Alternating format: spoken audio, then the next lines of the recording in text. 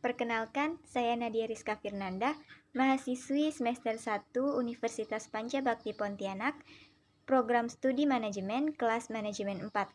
Di sini saya akan membahas materi perkuliahan Bahasa Indonesia mengenai laporan kegiatan. Baik, langsung saja kita masuk ke pembahasan materinya. Baik, di sini kita akan mulai pembahasannya tentang laporan kegiatan. Laporan kegiatan. Laporan kegiatan adalah sejumlah informasi yang diberikan kepada atasan dengan tujuan sebagai pertanggungjawaban atas pelaksanaan suatu kegiatan yang telah dilakukan, sehingga pembuatan laporan kegiatan biasanya dilakukan ketika sebuah acara atau kegiatan telah selesai dilaksanakan. B.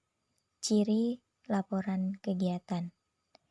Laporan kegiatan memiliki beberapa karakteristik, di antaranya 1. Laporan kegiatan tertulis hanya berisi poin utama singkat terkait dengan tugas yang dilakukan, sehingga penerima laporan dapat memahami permasalahan yang telah terjadi dengan segera. 2. Secara struktural, teks laporan kegiatan terdiri atas 3 bagian, yaitu pendahuluan, isi, dan penutup. 3. Laporan harus ditulis secara sistematis dan berurutan. 4. Laporan dianggap secara sistematis apabila deklarasi tertulis diatur dalam unit yang saling berhubungan dan berurutan. 5. Laporan dapat lebih lengkap apabila disertai dengan bibliografi atau sumber sastra. 6. Teks laporan kegiatan harus dilengkapi dengan bukti yang memperkuat objektivitas laporan. Bukti tersebut bisa berupa foto, nota, struk, atau bukti lainnya. 7. Teks laporan menggunakan bahasa yang jelas agar pembaca laporan kegiatan dapat memahami dengan tepat tanpa menimbulkan persepsi. C. Tujuan laporan kegiatan.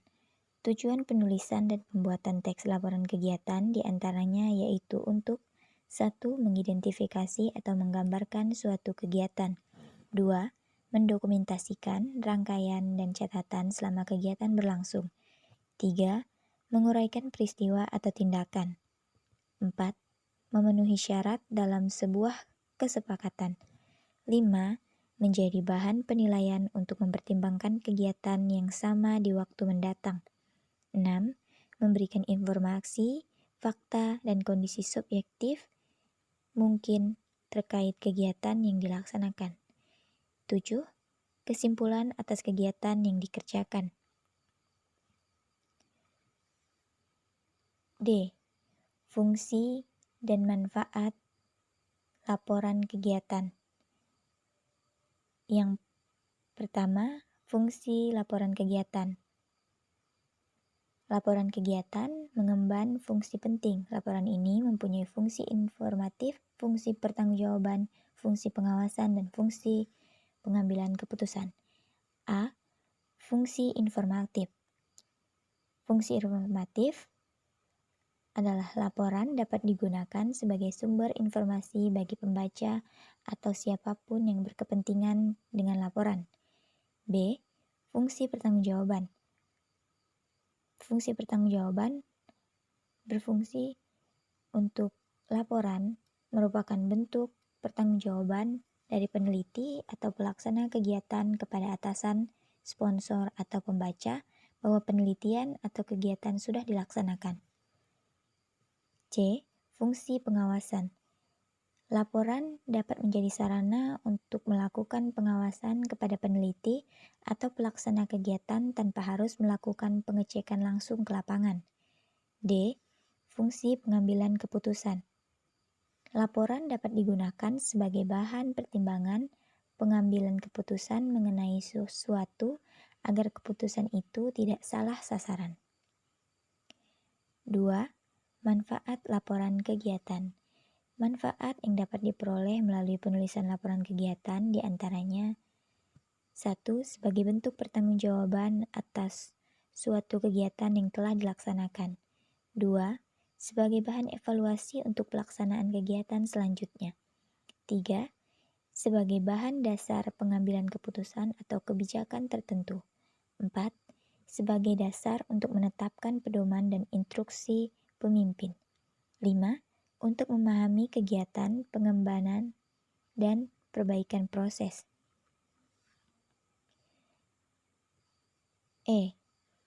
Jenis laporan kegiatan. Secara umum, laporan kegiatan dapat dibagi menjadi dua jenis, yaitu 1. Laporan kegiatan secara tidak tertulis. Laporan jenis ini biasanya dilakukan dengan cara memberikan informasi secara langsung dan dilakukan secara tatap muka dengan atasan. 2. Laporan kegiatan secara tertulis. Laporan jenis ini biasanya dibuat dengan bentuk dokumen dan memuat berbagai jenis informasi terkait kegiatan yang telah dilaksanakan. Sebagai pelengkap, dalam laporan kegiatan biasanya juga disertai dengan dokumentasi kegiatan. F. Menganalisis hubungan genre pada setiap tahapan teks laporan kegiatan. 1. Ringkasan. Meskipun ringkasan dan abstrak itu sama, abstrak laporan kegiatan lebih cocok disebut ringkasan karena lebih merupakan intisari dari keseluruhan kegiatan yang dilakukan. Ringkasan laporan kegiatan mengandung unsur-unsur 1. Tujuan kegiatan, 2. Deskripsi kegiatan, 3. Pelaksanaan kegiatan, serta 4. Yaitu saran. 2. Pendahuluan. Tahapan pendahuluan pada laporan kegiatan berfungsi untuk menyampaikan latar belakang kegiatan yang dilaksanakan, gambaran tentang jenis kegiatan dan bentuk kegiatan, tujuan, manfaat, serta strategi yang digunakan untuk melaksanakan kegiatan tersebut. 3. Deskripsi kegiatan. Tahapan deskripsi kegiatan berisi paparan tentang nama kegiatan, lokasi kegiatan, waktu kegiatan, dan pelaksanaan kegiatan. 4. Pelaksanaan kegiatan. Tahapan pelaksanaan kegiatan berisi rangkaian tata cara pelaksanaan kegiatan. 5. Penutup. Dari satu sisi, tahapan penutup berisi pernyataan simpulan bahwa kegiatan yang dimaksud telah dilaksanakan dengan baik dan bermanfaat. Di sisi lain, tahapan tersebut berisi saran-saran untuk perbaikan kegiatan yang akan datang. 6. Daftar pustaka dan lampiran. Penyajian daftar pustaka diletakkan di belakang setelah bab-bab inti. Lampiran pada laporan kegiatan juga sama dengan lampiran pada laporan penelitian. Lampiran merupakan materi pendukung yang diletakkan di bagian belakang dan di luar bab-bab inti teks laporan kegiatan. Materi yang dimasukkan ke dalam lampiran pada laporan kegiatan adalah antara lain 1. Dokumen yang dijadikan bahan rujukan penulisan laporan kegiatan. 2. Surat-surat pendukung seperti surat izin untuk melakukan kegiatan di lokasi, misalnya praktek kerja, pentas seni, dan lokakarya, serta surat tugas dan sejenisnya. 3. Rincian penggunaan dana. 4. Gambar atau foto struktur teks pada laporan kegiatan. G. Struktur teks laporan kegiatan. Struktur teks pada laporan kegiatan dapat berbeda satu sama lain tergantung pada jenis kegiatan yang dilakukan. Meskipun demikian, secara garis besar, struktur teks laporan kegiatan terdiri atas 1. Pendahuluan.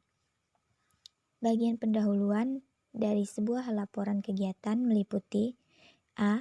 Latar belakang kegiatan. Bagian ini berisi gambaran singkat terkait kegiatan yang telah dilakukan serta alasan mengapa kegiatan tersebut dilakukan. B. Objek kegiatan dan strategi pelaksanaan. Bagian ini secara umum menjelaskan pihak mana saja yang terlibat serta bagaimana melaksanakan kegiatan. C. Tujuan. Bagian ini menjelaskan maksud dari kegiatan yang telah dilaksanakan. 2. Isi laporan. Bagian isi laporan kegiatan meliputi A. Jenis kegiatan. Bagian ini menjelaskan kegiatan apa yang dilakukan. B. Waktu dan tempat. Bagian ini berisi penjelasan terkait kapan dan di mana kegiatan dilaksanakan. C. Pelaksanaan kegiatan. Bagian ini menyebutkan siapa saja yang terlibat dalam kegiatan yang dilaksanakan. Pelaksana kegiatan bisa ditulis dalam bentuk susunan kepanitiaan atau susunan kepengurusan dari pihak yang terlibat dalam penyelenggaraan kegiatan. Pelaksanaan kegiatan ini memberikan gambaran-gambaran rinci terkait serangkaian kegiatan yang dilakukan. D. Peserta. Pada dasarnya tidak semua kegiatan yang melibatkan peserta, akan tetapi apabila melibatkan peserta, maka bagian ini disertakan dengan menuliskan secara garis besar sasaran peserta kegiatan. E. Hambatan dan kesulitan. Bagian ini menjelaskan apa saja yang diperoleh setelah kegiatan berlangsung.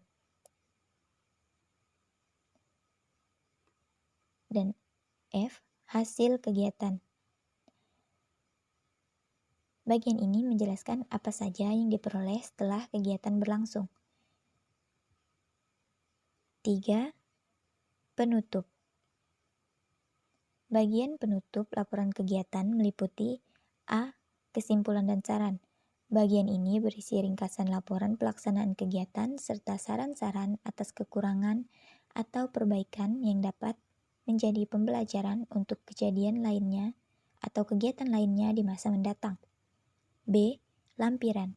Bagian ini berisi bukti kegiatan yang bisa berupa foto, nota, struk, tabel anggaran, bukti transaksi, atau bukti lainnya. H.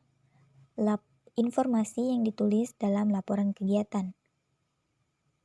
Perlu kita ketahui bahwa informasi kunci dalam laporan kegiatan mencangkup yang pertama, informasi proyek, yang kedua tugas proyek, yang ketiga penjelasan terkait tentang apapun. I. Cara menulis laporan kegiatan. Dalam menulis atau menyusun laporan kegiatan, terdapat beberapa tips yang perlu kita lakukan agar dapat menghasilkan laporan kegiatan yang baik. Di antaranya yaitu 1. Memperhatikan bagian yang harus ada dalam laporan kegiatan.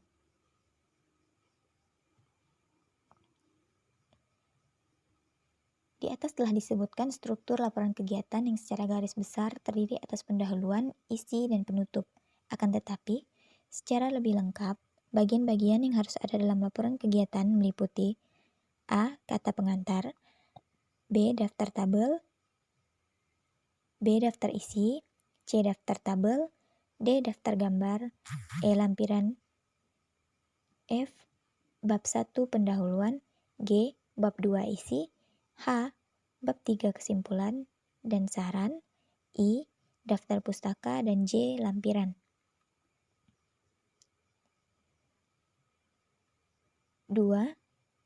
Menggunakan bahasa yang sesuai dengan ejaan yang disempurnakan atau EYD. Laporan kegiatan yang baik harus sesuai dengan EYD, serta menggunakan bahasa yang formal dan informatif agar dapat merangkum seluruh isi kegiatan dalam laporan yang sesuai dengan keinginan atasan dan pihak sponsor, sehingga di masa mendatang mereka dapat mempercayakan lagi kegiatan yang serupa. 3. Melengkapi laporan kegiatan dengan foto atau hasil dokumentasi.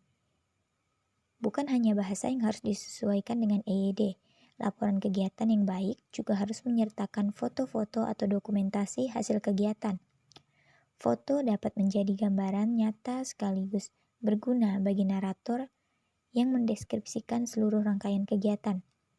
Ingat bahwa jika harus memiliki foto, yang bisa bercerita dan merekam momen terpenting untuk disertakan pada laporan kegiatan.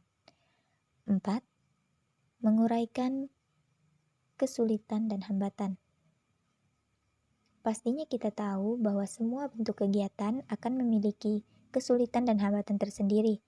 Kita harus tetap menuliskan dengan jelas kesulitan maupun hambatan yang terjadi agar bisa memberikan kesimpulan serta saran yang tepat pada bab 3. 5. Melakukan editing ulang sebelum laporan kegiatan dicetak. Sebelum laporan kegiatan dicetak, perlu untuk diperiksa dan dibaca kembali dari awal hingga akhir. Lakukan pula proses pengeditan dan revisi untuk menyempurnakan laporan kegiatan yang disusun. Baik, kesimpulannya, dari penjelasan yang dikemukakan, maka dapatlah dikatakan bahwa laporan kegiatan adalah gambar dari kegiatan selama periode waktu tertentu yang menunjukkan tugas, aktivitas, proyek tertentu, dan sebagainya yang dilakukan. Laporan kegiatan dapat berupa misalnya laporan tertulis bulanan atau hanya ringkasan lisan dari aktivitas seseorang selama sehari terakhir. Baik, sekian penjelasan dari saya. Kurang dan lebihnya saya mohon maaf. Terima kasih telah menyaksikan.